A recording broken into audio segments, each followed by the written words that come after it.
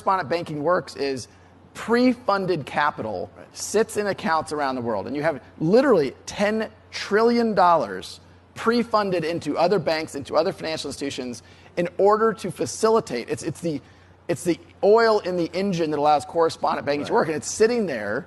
And if we can reduce the amount of oil necessary in the engine, that's incredible efficiency for the global economy. That's good for everybody. If we can remove 10 trillion to a lower number, that's stock buybacks, that's dividends, that's working capital for lots of other purposes. So this is key because, I mean, you really see the value in this or in many of the sort of digital assets that we talk about when we think about the sort of cryptocurrencies, but as the value is in transferring value rather than storing value, in facilitating transactions.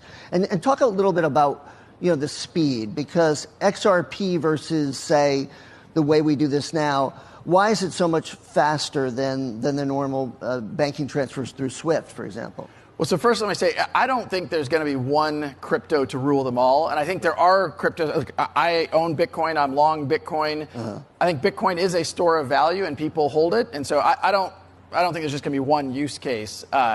We think about XRP as an incredibly efficient shuttler, a bridge currency, if you will, and because it's extremely fast. Right. So in contrast to even Bitcoin, for example, we can do a transaction for about 6/10,000th of a cent.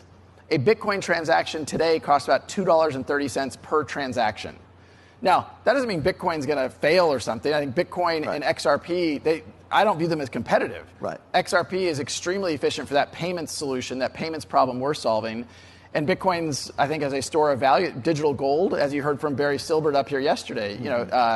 Today gold is worth many trillions of dollars, and Bitcoin's worth, something around 200 billion. So